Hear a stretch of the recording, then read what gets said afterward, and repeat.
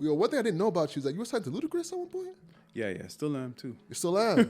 Yeah, it's I didn't crazy, know that, crazy bro. story. Tell me Yeah, that man. story. Tell me about the Little White Lie. Oh God. You physically created magic, didn't it? Yeah, it birthed something. Leaving. That's the thing. Drake had to leave Toronto to get signed. I had to leave Toronto to get signed. So many of us that took careers to the next level had to leave our city. You know why? Because people don't believe in you here. They just look at you regular.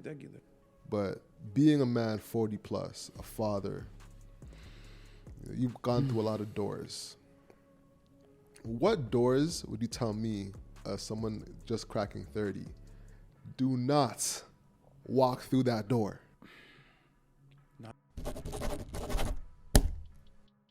Hello and welcome back to Hustle Over Everything. Today we have an excellent episode for you.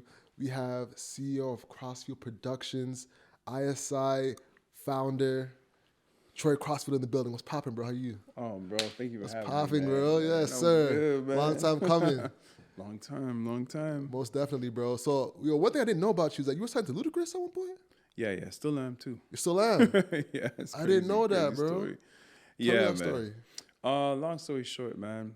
Nah, long story long. Give me the All right. yeah, give me the full thing. Pause. All right. So, man, I think it was like 2005, 2008. I can't remember. Sometimes like the years. It's been a while, but I met my manager at the time, Picasso, at this music conference in Toronto, and it's so funny because like this loud American guy, short guy, he came on behalf of Brian Michael Cox because he was working with his team as well too at the time.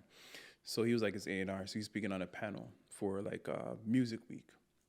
So right after that, I'm like, yo, I saw him outside. I'm like, yo, you want to grab some food at a Caribbean spot? He's like, yeah, let's go. It's like, I just went up to him. I'm like, all right, cool. So then we just connected from then. And then I was just like playing him some of the artists I was working with. So he's like, yo, let's just keep on working. So we just kept on working together. And he's like, you guys should come down to Atlanta. So went down to Atlanta, went down to the record label Disturbing the Peace, and he brought us there. He's like, yo, I'm managing these new artists from Toronto. What y'all think? So it was myself, Untitled, and Quinn Maybach. So they're like, yo, we want to sign y'all. I was like really? Like, seriously, this is a big deal. So, it was almost that time where like artists didn't need there wasn't like no social media. I think it was like MySpace or whatever we were transitioning to. Okay, Facebook so this at is the time. what, like 08 then? Yeah, it was around that time. Okay. So they asked me if I wanted to be a part of the group because Untitled was a 3-member R&B group and I was a rapper at the time. A rapper, singer. So I was like, nah. I just want to songwrite. I kind of just like, you know what? Let me support the vision, support the team because like they were like the priority. So I was like, you know what? I'll just be in the background and I'll just songwrite with me and my boy Sammy, who was in the group. So yeah, that's when we signed to Ludacris, and that's like when Sammy, the one that has a song with Soulja Boy, Sammy. Oh no, he was in the group. Okay. Yeah, my boy Sammy, he was a part of the group. So we signed to Disturbing the Peace, and that's how I also got my publishing deal with Sony Music. Wow. So we signed 2 deals at the same time. 2 deals at the same time. Yeah. Now, what? This is a long time coming. So can you speak about the details of the deal? I'm so super curious from like a business perspective. Like, what is like the masters and the splits of a deal like that? So the way it works is that the deals at that time were not by time period; they were by songs. So you had to get like 5 full songs to be out of our deal to get a new deal. So it was all based on their album coming out, right? Which would have made sense at the time. It's like, all right, so a song, how it's broken down is a song is 100%. 50% goes to the producer, 50% goes to the songwriter. But depending on how many writers you have or how many producers you have, that 50% is always broken up, So to get 5 100% songs, you could be writing like 20, 30, 40 songs, So you get a piece here, a piece there, a piece there till you get out. of your situation. So with Untitled now, they were signed to Disturbing the Peace, and then there was a co-joint deal with Def Jam at the time. And then at the time, the president, Ellie Reed, got let go from the label. Mm-hmm. So Untitled was dropped from the Def Jam piece, but we were still signed to Disturbing the Peace and Sony Music was our publisher. Now, Sony Music, we're still signed to Sony. I'm still signed to Sony Music from all this time because your deal is your deal. You still have to write those songs to get out of your deal. But during that time, we were back and forth from Canada, living in Atlanta, driving to Atlanta, staying for months at a time, coming back to Toronto, and then, having a baby. I was having a baby. So I decided we decided to come back home. My partner and I at the time came back home. And then it was like, I don't want to say I put my dream away, but at the same time, family was important. Yeah, having a daughter. You got to take care of family. You got to take care of family. And mommy, she's like, yo, I got to go to school. Like, forget this music stuff. I'm going to school.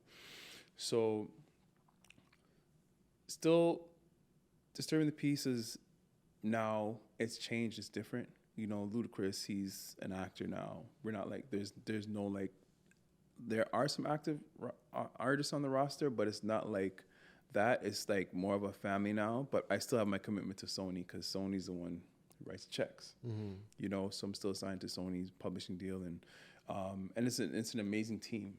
You know what I mean? All these years, like there's been so many transitions. There was like so many years we didn't even know who our A&R at Sony was, because we got lost in the kerfuffle of label drops and all this kind of stuff. And then one of my mentors, Walter Jones, he's like the president of he's a VP of Sony Music Publishing.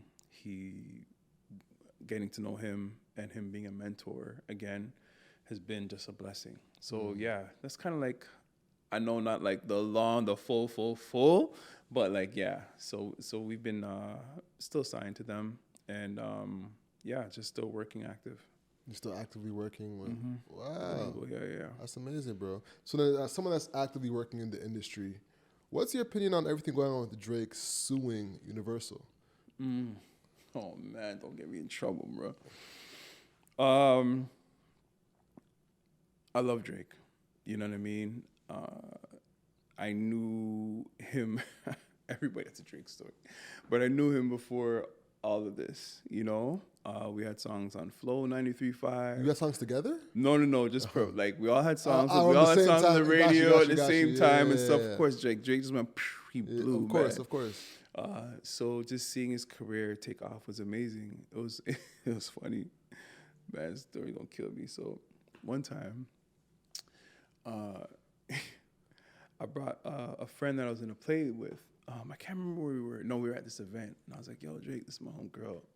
He's like, "Yo," he's like, "Let's go right out and see her." I was like, "Oh man, all right, let's do it." But chose a weekend that I wasn't gonna be here. I was gonna go see my cousin D Stone in St. Louis because he's a DJ out there. So I was like, "Yo, we'll do it when we get back." And then, funny story, you know what I mean? I just like, after that, I never heard from him again. And then boom, So it's like, great guy, cool guy. But I would say we all know what this industry entails. Somebody told me one time is that like, you cannot beat the master with the master's tools. So Drake has benefited from Universal Music, his career. He's been, you know what I mean? Been a support, he's been supported by them. Like his career has gone super well. So seeing what has happened with him, of course it's affected him in various ways, like the whole pedophile things, like, all the things in the song, like, and he's a great guy, but it's also like, vengeance is mine type of thing. Like, he has to get his lick back some way, somehow. I'm not sure if this is the right strategy. You know what I mean? I'm not one to judge that at all. And I'm not going to be here debating whether him or Kendrick won. Kendrick put out some, great music. Drake put out some great music. I obviously love Drake's music. You know what I'm saying? I'm a fan, and once upon a time we were artist peers. So to see this move with Universal, see this lawsuit, I think on a street credibility level, it would definitely affect him, but he has to do something to let the labels know that it's not okay. And I have seen a Universal put out a statement, and it's kind of like it's their job to ensure that their artists are all like doing the best that they can. So they're gonna pour money into marketing. They're gonna pour money into things. Am I saying that like they deface Drake on purpose? I'm not saying that. But the tools that Drake used to boost his career is the same tools that Kendrick is using. His teams, marketing teams, strategy. Do they know about this music before it comes out? Absolutely. They all know about this music coming out. But would I say that was their intention? Who knows? You know what I'm saying? So this subject is it's a very interesting one with a lot of people, but just being in the entertainment industry and seeing how things play out, like on both sides as being an artist, and seeing how it plays out on the label side, like there's a lot of shady business happening on both sides. Back in the day, we used to call it payola. DJs getting paid to play songs, like, you know what I mean? So nowadays it's just like, now it's streaming. People buying streams, all that kind of stuff. So you don't know where you actually land sometimes. You know what I mean? So this is a hard position for Drake to be in, because it is not only hurting him financially, but hurting him street credibility wise. But what's he gonna do? Go after Drake, go after Kendrick, and like try to get him killed? Like, you can't do that. It's not that, not that time. You know what I'm saying? So he's going after the master with the tools that they gave him. So it's going to be a very interesting battle. And then for me, it's just like, what would be the win? Yeah. You're already successful. You're already a millionaire. What would be the actual win? Because I think he wants to clear his name. I think that's the thing. Yeah, but it's not really going to clear your name. And that's the thing I think that's tricky, is that I don't think we believe that he's actually a PDF, No, we know he's not. We know he's not. Yeah. But I think that the if boardrooms, if whispers start to get around that, then that could hurt potential deals, So I think that could be the only thing that needs to be cleared up is, hey, if there's people that are thinking, is he what they're saying of him, then he needs to clear that up and say, hey, you're defaming me. You need to get that expunged, But so I understand him coming from that angle, but from a street credibility standpoint, it's tough. And it must be, what I think it must be tough? The guys that are in his circle that disagree, Of course. Because he's going about his business, but like people around him must be feeling away like, yo, how do I tell this guy? How do I not be a yes man? Bro, you have no.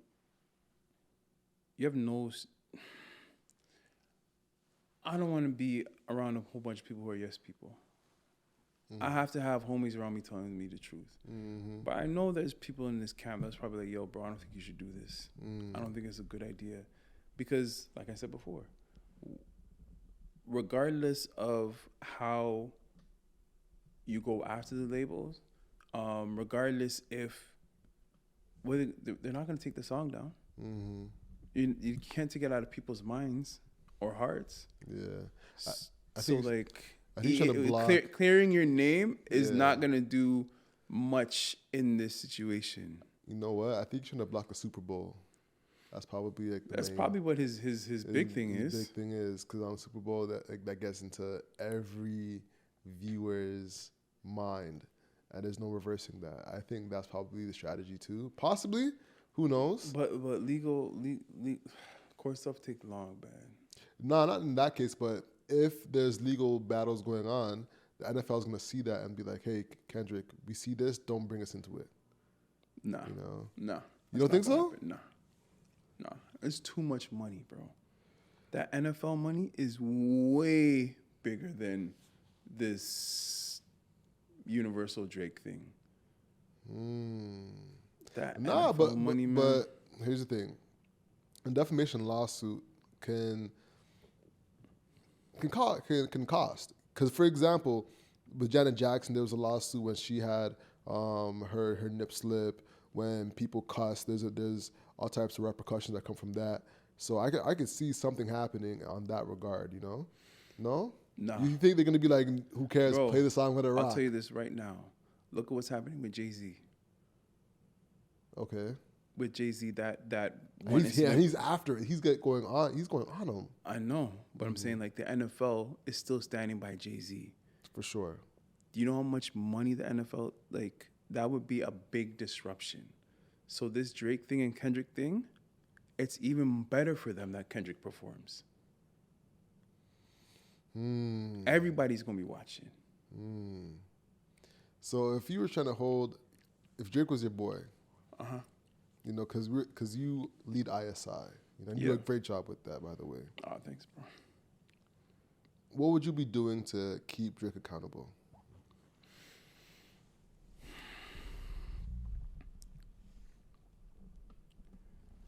I don't know where Drake is at right now.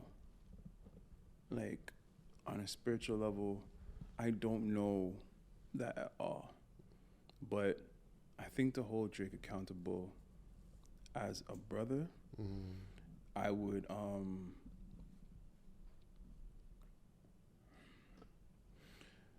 most likely tell him to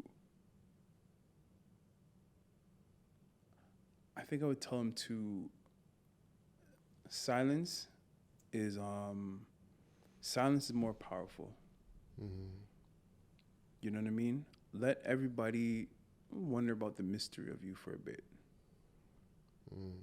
Don't be quick to react or respond. Like, this was a major threat. And as you can see, every time he responded, Kendrick was ready. Because he knew Kendrick was playing super chess. The whole team was. The whole team was. So yeah. I would have been like, bro, do not go into this game right now.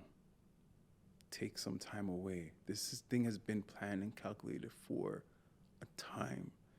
And there's leaks in your camp. There has to be. Somebody said something, or somebody said something that they were sleeping with, like, you know, bedroom, whatever it may be. Somebody was probably not happy. You know what I mean? And then this has also happened to all of the greats before. It just didn't go this long. So, like, Kendrick was definitely reading the 40 Laws of Power. Never outshine your master was number one. You know what I mean? And as you can see, they were friends from before. Friends is, I don't want to say friends. Associates. They were associates before. Yeah. But, you know, it was just his time. Like, but you see, like, what J. Cole did? J. Cole, he stepped into the waters, and then J. Cole's like, all right, so what do you think about... Let me just... What do you think about what J. Cole did? Let's talk about that for a quick second. J. Cole's a good guy. A cool guy. He's a good guy. He, I think he, as we all would, men, we get emotional right away. Protection. Like, yo, I got to protect my brand. Da, da, da, da. But then when he realized, like, whoa, this is a chess game that I wasn't ready to play. He's like, yo, let me come off the board. I think he did the smartest thing he could do. Just being honest with you. I think in hindsight now, he looks good. In the moment, he looked crazy. No, I mean, I understand. In the moment, who wouldn't look crazy doing that? Yeah. But if you think about it, what would he have gained from trying to go in that ring with those, like, with that? He wouldn't have gained anything. So, you know what? Here's the thing. J. Cole is like I almost like Costco. Let me land. Let me land. Let me land. Let me land. Because the big three department stores, Costco, Walmart, Amazon. All right. You know, All right. Amazon has an immense amount of pressure to be number one, always acquiring new businesses, always do X, Y, Z to stay number one, you know?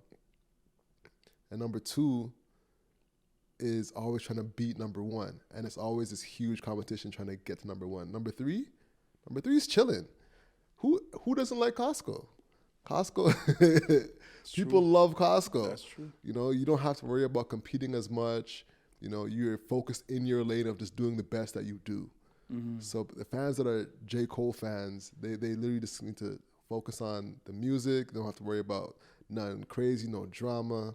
He's just in there. Whereas number two is just gunning for number one, and it's always this having that pressure. And number one is under the most pressure, trying to stay at number one, fighting off people. Because if you think about it, going back to Drake, how many people has he fought off? Pusha T, Common, Tyga. The list goes out of Kanye West times a million.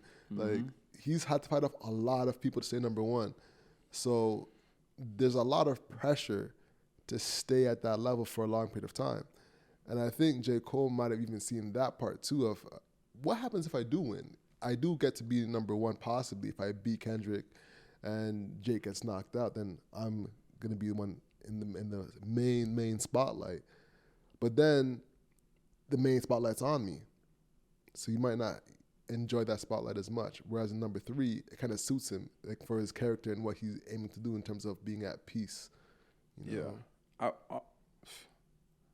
I would choose peace. Always choose peace. But there's some animals out there, they don't want peace. They think peace comes with violence. Man, when he first did that, I hated it. I hated it so much because I wanted J. Cole to rap. He's been talking about rapping and how he's the best rapper in the game for years. So to see it all come to light, I'm like, finally, J. Cole can rap. You haven't seen him go at anybody since Diggy. Mm-hmm. So to see him back down, it was shameful. I was devastated as a J. Cole fan. Because it's like, how could you let me down like that? You've been saying and hyping up that you're the best rapper for years. Just to turn around and do that?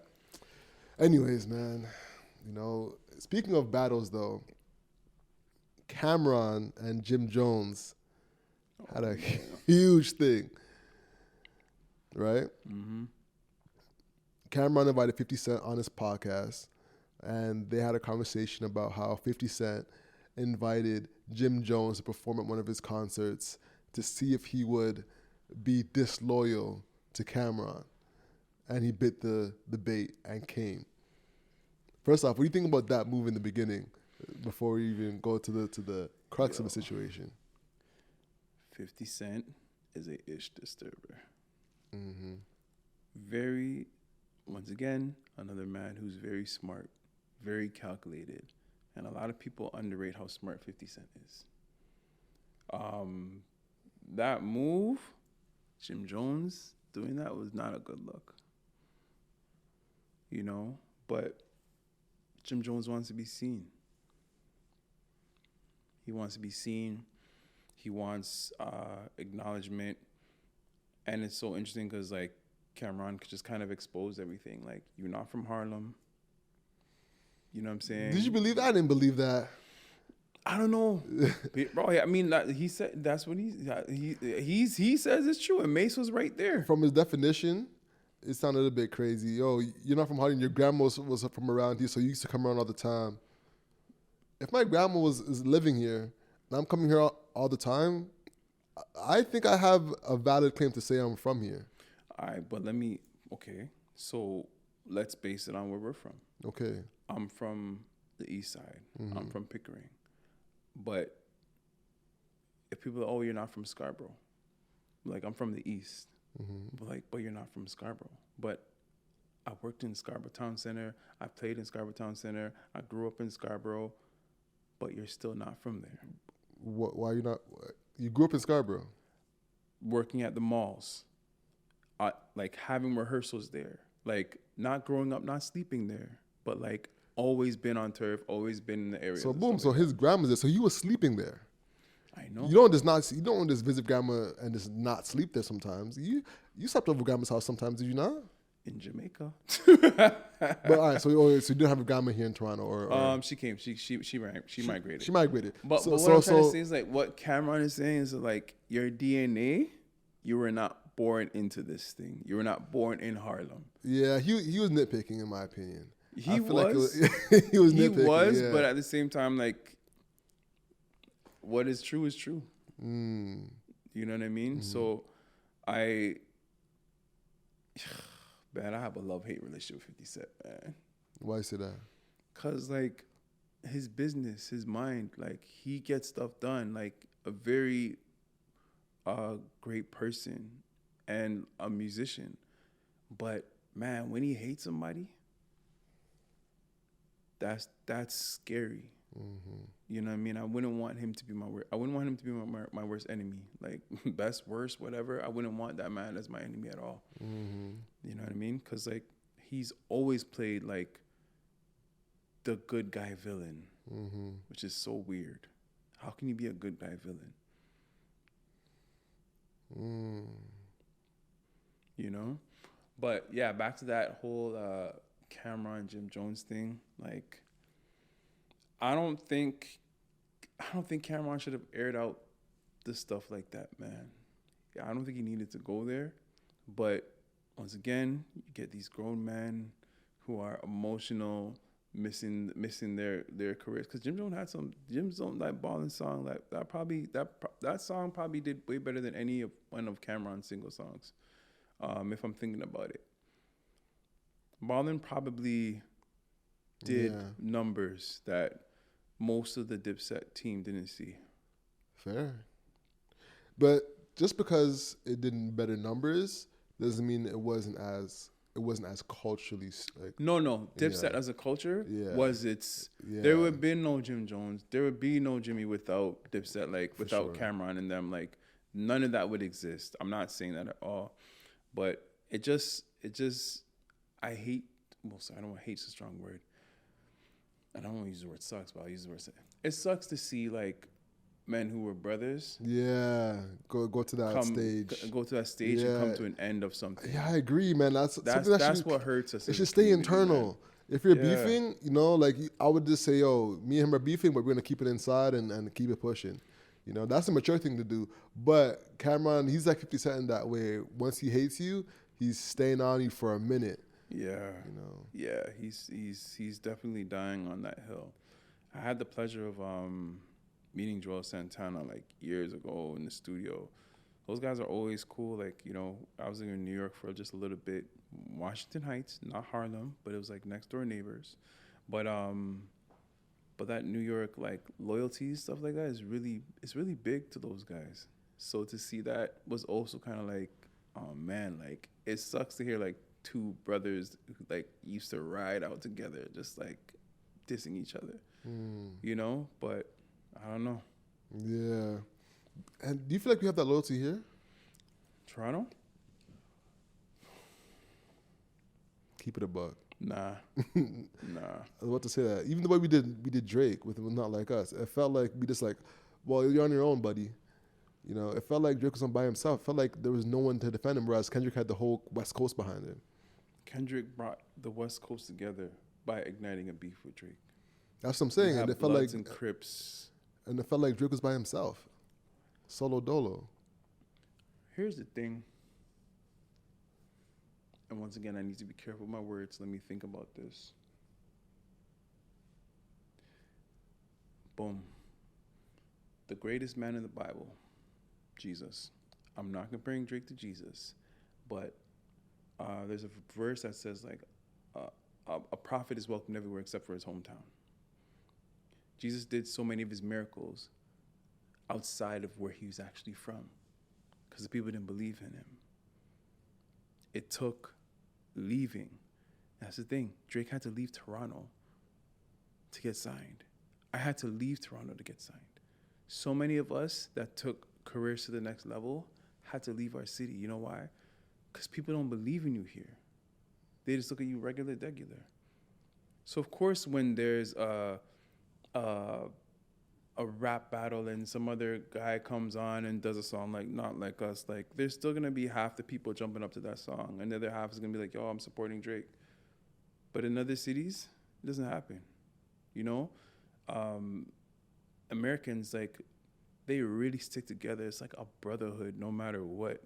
So it's not just Drake versus LA. It's just like sometimes. Okay, I'm not gonna say the whole of America, but I'm just saying like a lot of them are like, yo, it's us versus them. You know what I mean? Like, and it's pretty crazy.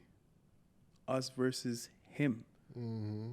Because at That's what it home was for like. him, Yeah, it was. it's just like, you know what I mean? He There's was such a solo. huge division, Yeah. you know? But I also can see that as well too. But this one from time. A lot of people love Drake, but a lot of people like also complain. But he's also just one man. Drake can't do everything. He can't save everybody.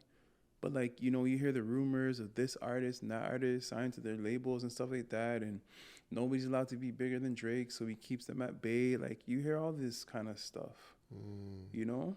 But he's a human being just like you and I. He's just a really talented, amazing artist. So when it comes to artist creativity, like his melodies, his lyrics, like he's a dope artist. Just that the Americans, some of them don't believe. Some of them don't believe him either. Like, they don't believe he's a street dude. But he's never come on and been like, I'm a street guy. Never. I'm a ladies' romance guy. Yeah. So I was thinking about that the other day. I was like, you know what? I think that's why they want to take him off the mantle. Because it's like, is this your king? Can't be. Can't be Jay-Z. Can't be Nas. He never grew up like that. We need to take this ladies love R&B guy off the throne. We need to put Tory Lanez in jail because it's a little bit too left right now. We need to put back hip hop to the right. So it's a very dangerous space to be in. And when you don't have your own hometown, like, and we don't even have the numbers here. Canada don't have the numbers here. Why do you think Trump can just go say we're gonna make Canada the 51st state? Our population is probably the same amount as California. It is the same amount, or it's lower than California. Like, what are we gonna do? Well, Back in the day, you know, when there's kings and horses, and they could just come and take it if they wanted to.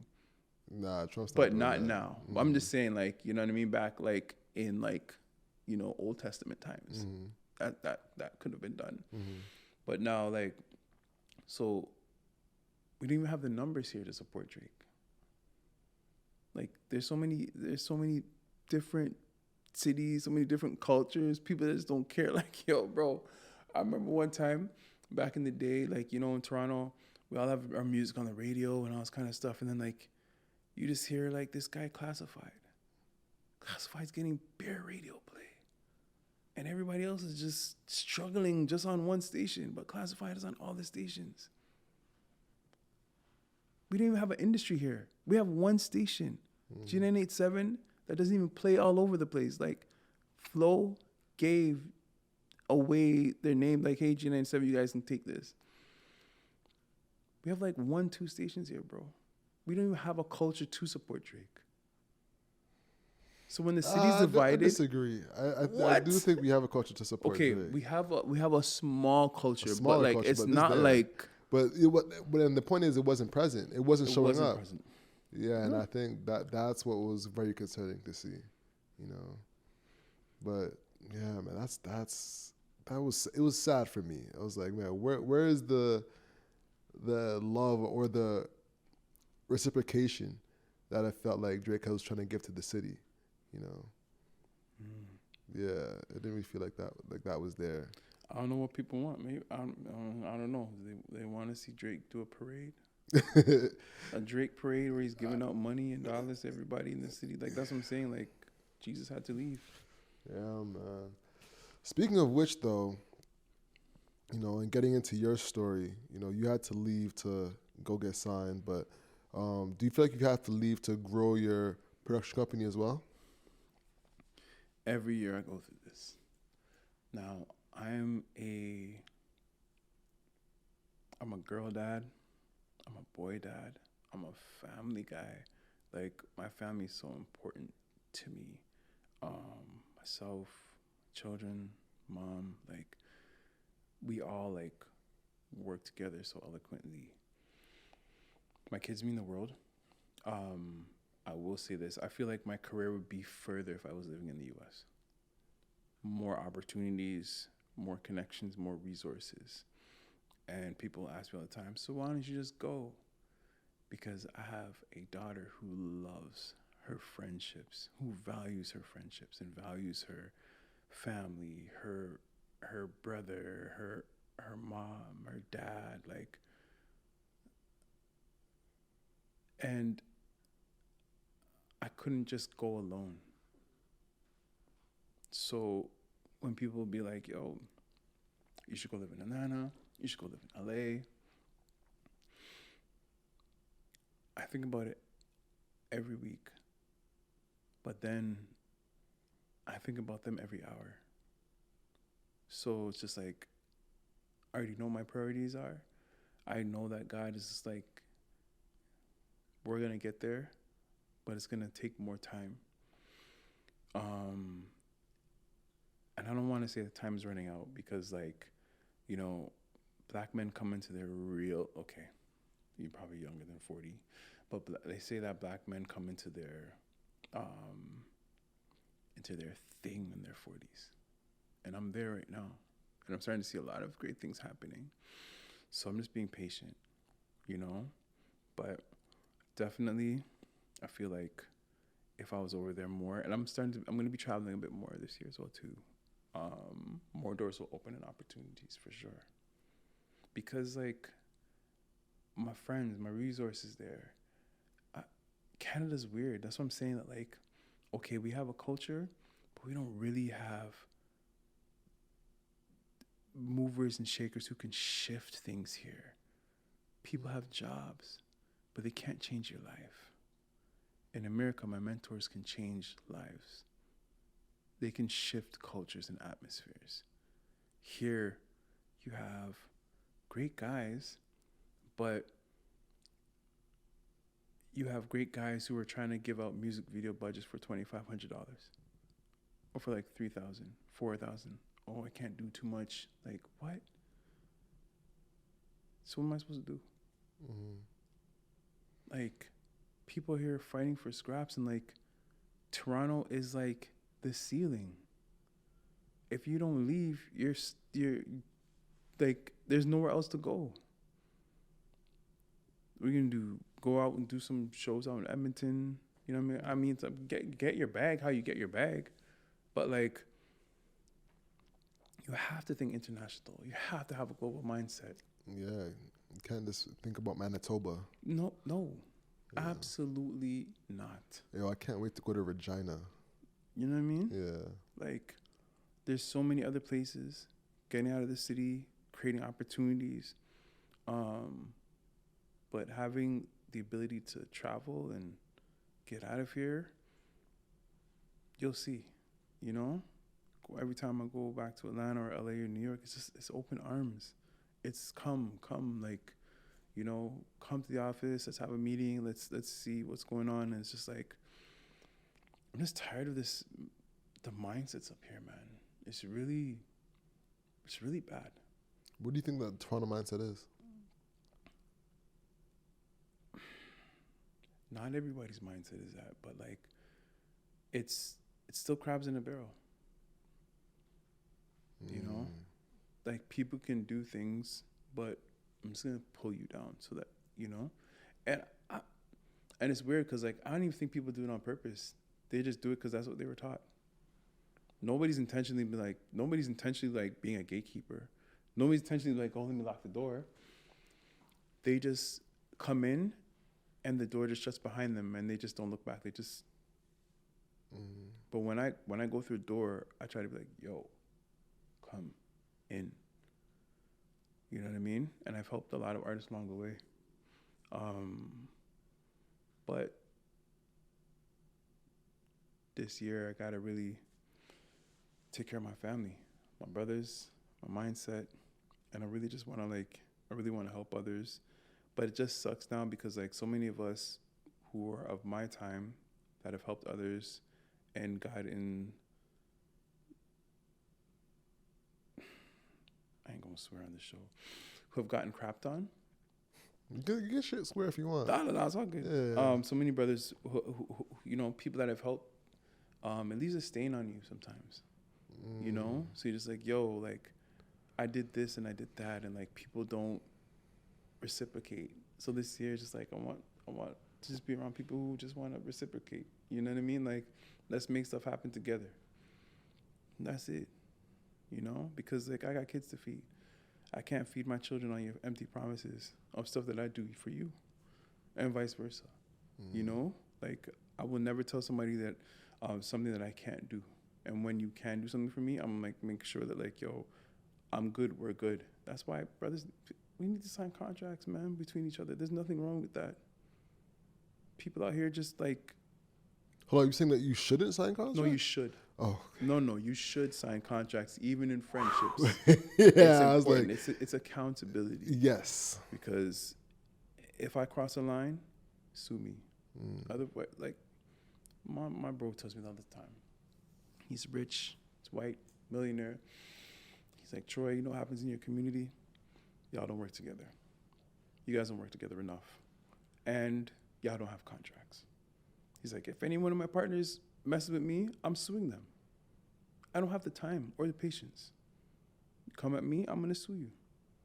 So we have agreement together, and we're going to do business right, or we're going to sue each other. And like, let's move on. So I see so much stuff in this game, in this city, that like people can be doing better. Mm-hmm. That's all.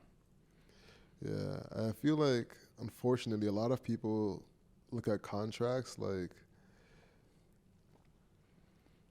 you're trying to get them caught up, which makes no sense to me. No. It's really just getting the rules of engagement set. Yep. It's very simple. And I have found that even with contracts, people will disagree, they does not follow the contract at all and expect you not to sue because they realize how expensive a lawsuit is. See, your boy is a millionaire, so your boys know he can actually sue. He has the means to sue. Yes. But if you're a guy that knows you don't have lawyer money, then he can disrespect that contract as much as he wants because he knows you don't have the means to sue him. Mm-hmm. So I've gone through that as well. That's been a real thing. So there's ups and downs with it as well. But at least it's in place to understand that we respect each other. Yeah. Because a lot of people get away with disrespect. Mm-hmm. And it is unfortunate that people don't have information either. You know what I mean? Because you could get lawyers out there. But anyway, that's a whole other conversation. It's a whole other conversation. Let's get back. Let's get into your story, bro. Like, tell me about the little white lie. Oh, God. So, I was doing theater from so many amazing playwrights in the city. I started off with this guy, Dwayne Mitchell. That's where we used to rehearse at Malvern. So that's one of my Scarborough stories. Oh, you were in Malvern? Going to Malvern to practice all the Okay, time I'm from at the Malvern. rec center. You know what I mean? The Malvern Rec? Yeah, the Malvern Rec. Okay, practicing over there all the time, playing ball over there. He asked me to be in a show. I was like, all right, cool. But his plays used to have like everything in it. He used to have modeling, food, acting. Anyway, one actor got sick and he's like, yo, do you want to be in this role? He's like, like your personality. I'm like, hell yeah. So I was in like a lot of his theater plays. Moving fast forward, working with the Cheryl Nemhards, the Darren Anthony's. I was like, you know what? I love theater so much. I want to make my own play. I want to write because there was a dry season where I was like waiting. I was like, yo, when's the next play going to happen? When's the next play going to happen? So I was like, you know what? I want to continue the thing that I love so much. and not just for myself, but to give others that opportunity. Because like there was a bunch of us, you know, and so White Lie came out of a place of just like a story that I wrote about this guy who's going through some family issues, and he has some decisions to make. His mom is dying, and it's like, she's like, you know, I want you to fall in love. So you know, he asked his coworker like, can you come with me to my mom's to like, you know, see that I'm with somebody. So there's like a whole bunch of drama in that, but like the place sold out at first, like selling out shows, you know, because I asked my friends to be in it, and then things just, I can't believe I did that, you know, and like I ain't had no money, It feels like you created magic, didn't it? Yeah, it birthed something. Birthing something birthed something in me. And I was like, yo, like, I love this. I love this so much. I had the vision.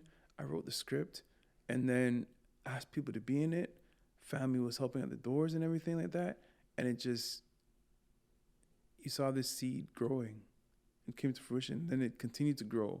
And then I had partners. And then we did another play. And then we did another play. And then we started doing films. And it's like, yo, I had people, I had a meeting a few years back with some folks in the film industry, TV industry, you know.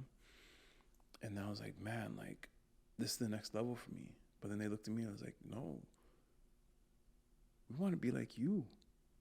You produce your own things. Like, that's what we want to do. I was like, really? They're like, yeah. Like, you created the thing and did the thing. A lot of people out there are trying to audition the thing and trying to pilot the thing and here, will you make this thing happen? And getting no's and refusals. Versus me, I'm just like, hey, I have this idea in my head. Let's just do it. And there's obviously a lot more money on the other side, but there's a lot more love and passion and stuff from the things that I get to do because I just get to do them. I don't have to wait on anybody. And that's where I get my inspiration from Tyler Perry. You know, he's a model mentor in my head. You know, I know people that like all the stories. It's okay. The stories is fine. It's whatever. But his machine, you can't deny his machine. His mindset was like, he's doing plays. He's going to get them done. And then now he's in networks. And now he's doing all his films and stuff like that. Like, that's the machine. But what's the blessing in that is that, like, he's able to create so many opportunities. Like, from this production company, we've made ADs, we've made other filmmakers, writers, people. Our stage managers have gone and worked on other people's projects, like getting paid, like being able to call back and be like, hey, you know, like I have this opportunity from you. Like, so many seeds are just planted just from realizing a dream. So White Lie was like the best, other than my children. White Lie was like the second best thing I ever birthed in my life. Wow. It's a big accomplishment. Yeah, bro. Finding your passion is a real thing because you've had many. You've had music, you've had ball. Man, I'm the side quest champion. You know, have you ever fallen out of love with it? You know what? And this is a hard realization. I've never fallen out of love with any of my gifts. I've fallen out of love with the people that I was sharing my gifts with. And that was hard. You know, losing business partner, friends, losing actor-friend relationships. Those are hard. But I've never fallen out of love with creating or having that spirit to create. So, but losing people is always hard. For sure. Do you have a process? Because I go through the same thing where I lose people and it hurts. It really does. What I'm noticing is it looks like people that have been through it, they develop a process of dealing with the consistent loss when it comes to maneuvering through this world. Have you created a process for yourself?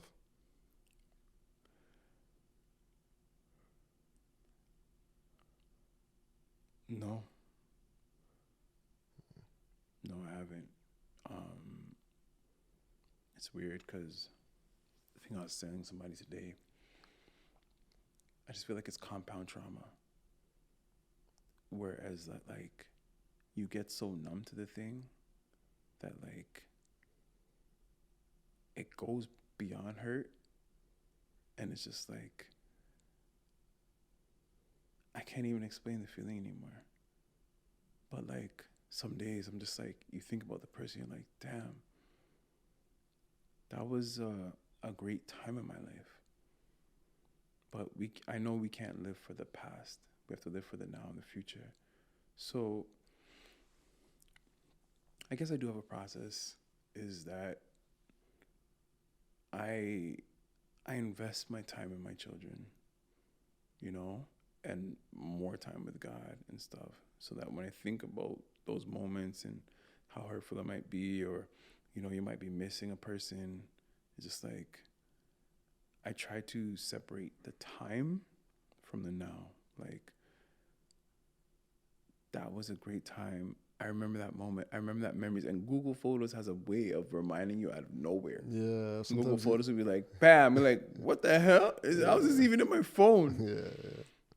Or a song will come on the radio or something like that at a moment. And then it's just like, you know what?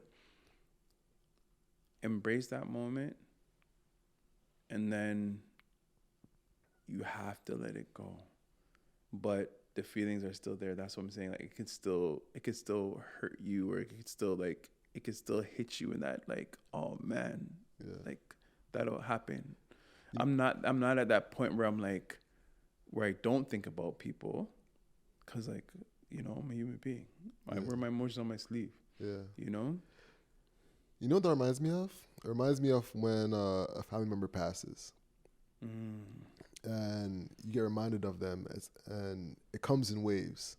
You get like a wave of this overwhelming emotion for a quick second, like, damn, I miss them so much. I miss those moments. But you know it's not going to happen again. So you say, let it pass, and you feel it for a second, and then it's like, all right, that was a real thing, and then just get back to life almost. Yeah. I think that's definitely a good way to think about it. It sucks that I've lost a lot of family, but it's weird. I've lost a lot of family, but it hurts worse thinking about the people that I've lost that are still alive. Because you can still get to them, but you don't. Exactly. It's the final with the people that you've lost. Yes, it's but final. But the people that are still alive, it's like, you're down the street. You're a phone call away. You're a phone call away. You're down the street, but we no longer have that connection. So, yeah. Yeah, it's real. Let's switch gears for a second, because originally for the podcast I wanted to do a generational pod. I was telling you about it. I had this vision of doing a 50, 60-year-old, a grandfather, you and me. But I haven't found that guy yet. So audience, if y'all know somebody who would fit that, swing in my DMs, talk to me. But being a man 40 plus, a father, you've gone through a lot of doors. What doors would you tell me, someone just cracking 30, do not walk through that door? And let's open to whatever you wanted to go with it. Man.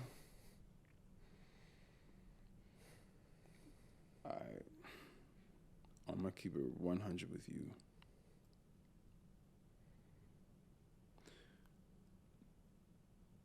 Do not go through the adultery door. Stay loyal. Stay faithful. If you choose a woman, You choose her. She's saying yes to you and everything that you have to offer. She will be with you through ups and downs, good times and bad times. That door is a door that I don't want any of my brothers to go through. That unfaithfulness door. And it's in many areas as well too. You know, it's how you deal with your family, how you deal with your relationships. People look at you different. You know what I mean? Loyalty for a man is very important. But family, I've seen many men go through that door and they were never able to come back. So that's one door I would tell you do not walk through. That's real. Yeah. Yeah. If I could choose another door,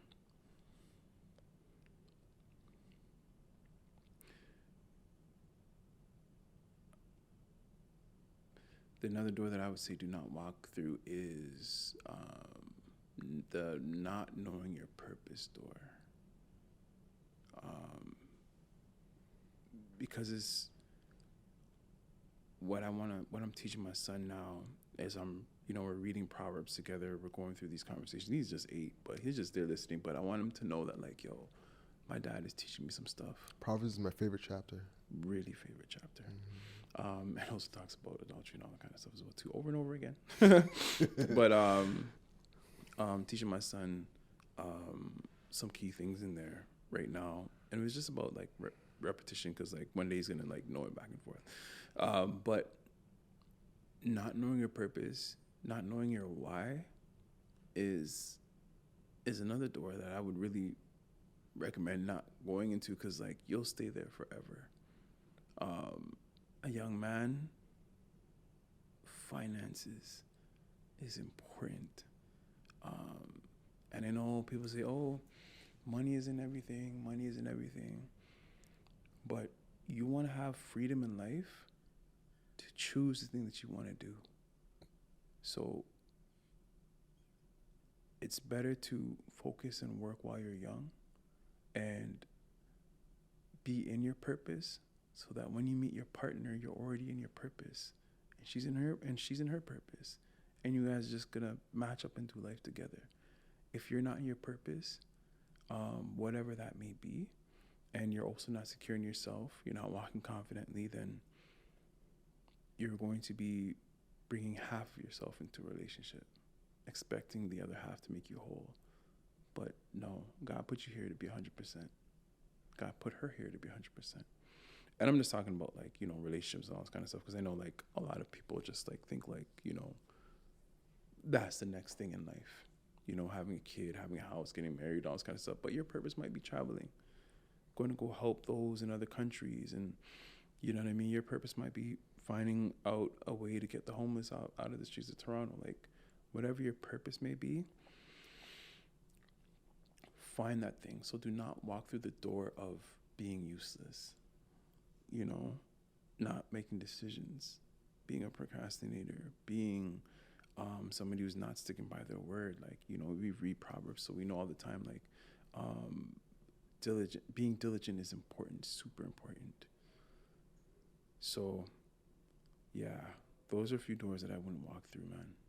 I've seen many men go through those doors and haven't found themselves yet, and have also lost themselves. Yeah, that's beautifully put, man. One thing I want to do too, let's give a quick second. Sure. Did you guys? What's going on? Yeah, 1 second. Quick guys. Huh? When we get the door? Sure. I didn't know they were doing the hockey night tonight. Thursday. Yeah. What's going on? Hey, guys. Pretty good. You want to get through? Yeah, come on. If you want to just come through here and go to front of the Come middle, through, yeah. We're wrapping up in a little bit. Come on in, guys. Come on in. How you doing, How man? are you? How you doing? Not too bad, not too Hey, bad. what's up? Yes, yes, yes. Hey, hey. What's going on? It's Yeah, all you're good, good, you're good, man. you're good. Are they watching games? They're Huh? watching games tonight? Yeah, they're gonna watch the game in a second. Oh, Yeah. cool. Yeah, and they watch the game in the boarding usually on Thursdays. But, No. Randy's not here though. He's in Cuba, so I was like, Oh, I oh, thought they, because he wasn't here, they wouldn't have a get together. same. Yeah, So I just assumed there was nothing going on. yeah. Same. Is there any closing thing else you want to say? Or? Yeah, I'm gonna wrap up. Sorry, someone else came, so we're just gonna open the door for them. Yeah, if you want Yeah, to. do you think we're taking a break? Taking a break. Oh, okay. Let's take a water break and like this. Yeah, Like, this better, this light may die in the next 10, 15 minutes, so we gotta wrap up pretty quick. all right, cool. We're working towards that right now. Though. Yeah. Yeah, that was a good point. Man. You said about the doors. Yeah, man. Sorry about the doors. No, what were you saying about the doors? I'm good with this, brother. You have like a loose Oh, okay. beard. Yeah, you're good now. Got it? Yeah, you're good.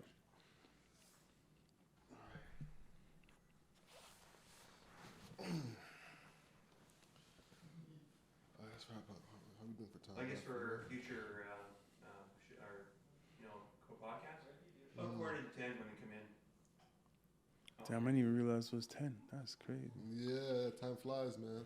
Yeah. So you've been going for what, like We've been going for roughly about an hour. an hour and change? Maybe Yeah. a few minutes under an hour. So you guys, you edit these things and you just see Yeah, what you like the best, right? Yeah. Yeah, just go through the middle here and then you'll be fine.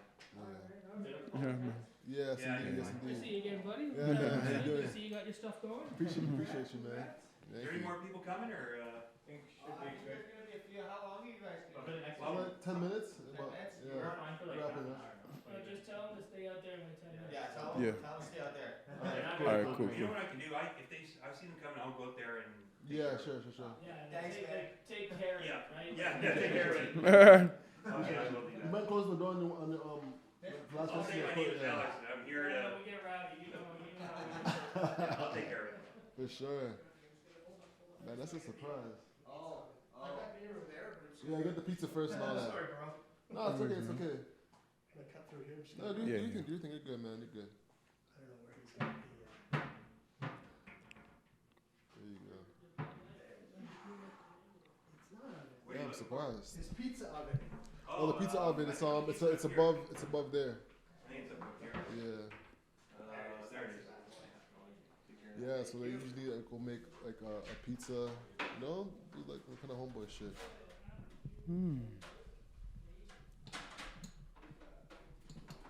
What do you think so far, bro?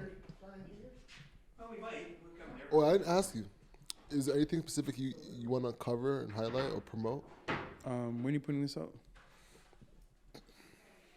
No pressure. Just No, was no. wondering.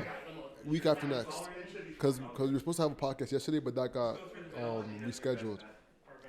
Thanks, guys. No worries. What I'm gonna do is I'm gonna shut the door so you guys can chat away on a major issue. Well, yeah, I'm working on a couple projects right now. I guess I can speak about. Yeah. All right.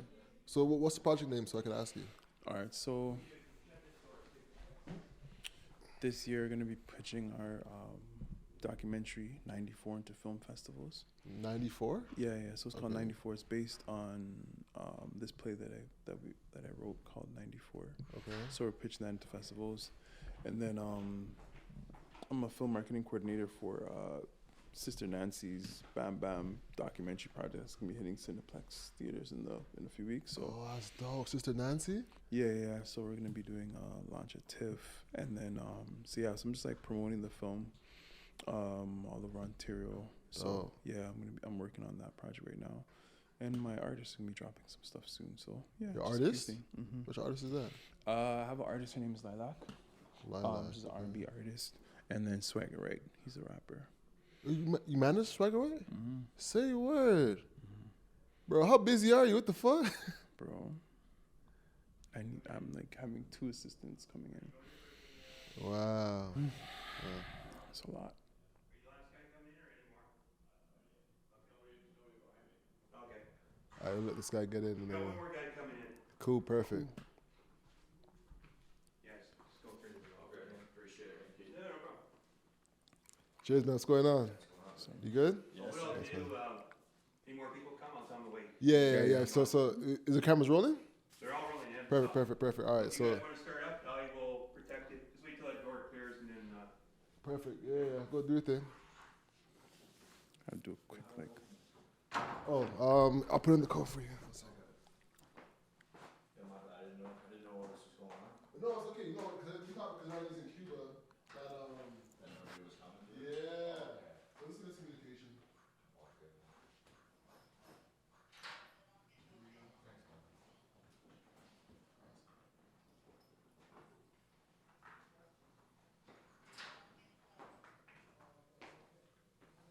Finish strong.